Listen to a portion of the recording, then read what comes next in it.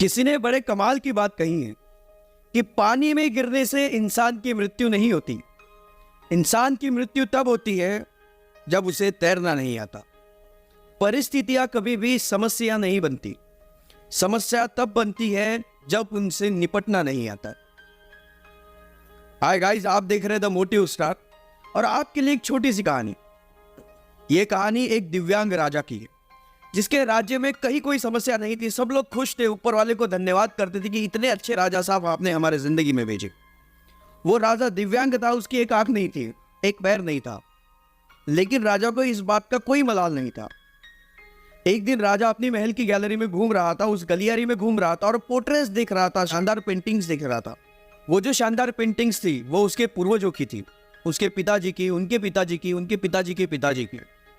राजा घूमते घूमते उन पेंटिंग्स को देखते देखते निहारते हुए सोच रहा था कि कितने शूरवीर खानदान में मुझे जन्म लेने का मौका मिला है। ऊपर वाले का धन्यवाद, मेरे पिता इतने शूरवीर थे, उनके पिताजी कितने शूरवीर थे। वो देखता चला गया और जब आखिरी पेंटिंग को उसने देखा और उसके बाद उसने खाली जगह को देखा तो चिंता में पड़ गया।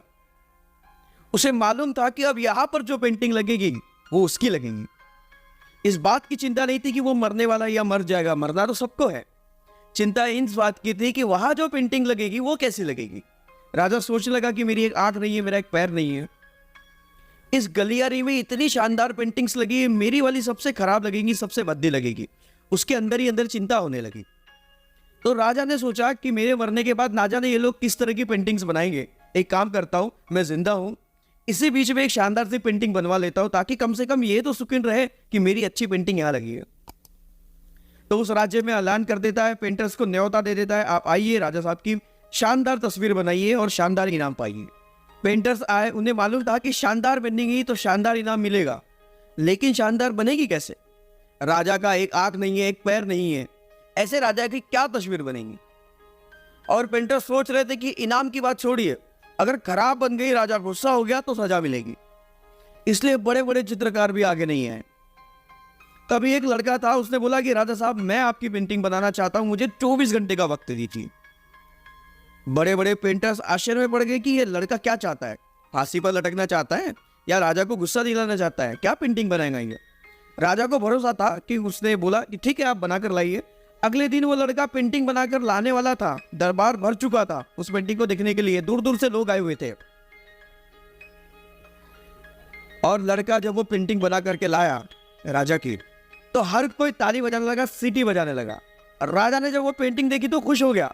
राजा ने सोचा कि वाह, इससे अच्छी पेंटिंग तो उस गलियारे में नहीं है, ये अब तक की सर्वश्रेष्ठ पेंटिंग है। राजा ने उस लड़के को बड़ा इनाम दिया। आप सोच रहे होंगे लड़के ने उस राजा की जिसकी एक आंख नहीं थी, एक पैर नहीं था, उसकी क्या पेंटिंग बनाई होगी? उस लड़के ने राजा को एक घोड़े पर सवार दिखाया।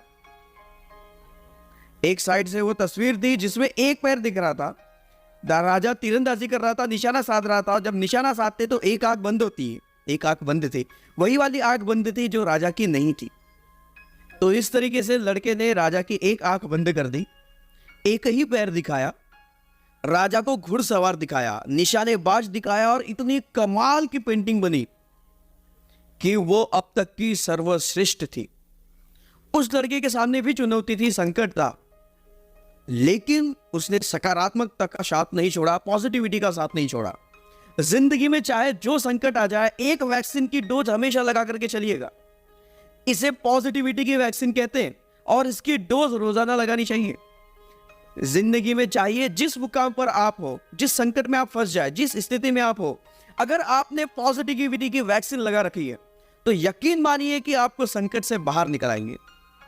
बस आपसे इतना सा कहना चाहता हूं कि जिंदगी में उम्मीद का साथ मत छोड़िएगा, क्योंकि जिसने उम्मीद का साथ छोड़ दिया, जिंदगी उसका साथ छोड़ देती है। हर पल सकारात्मक रहिए, खुश रहिए, ऊपर वाले के आशीर्वाद के साथ, अपनों के प्यार के साथ और अपनी अच्छी और सच्ची मेहनत के साथ दिखाइए कुछ ऐसा कि दुनिया बनना चाहेगी आपके जैसा। इसी तरह की मोटिवेशनल स्टोरीज के लिए हमें फॉलो कीजिए हमारे social media channel YouTube, Facebook और इंस्टाग्राम। तो मिलते हैं अगली वीडियो में किसी नई कहानी के साथ। तब तक के लिए जय हिंद, वंदे मातरम।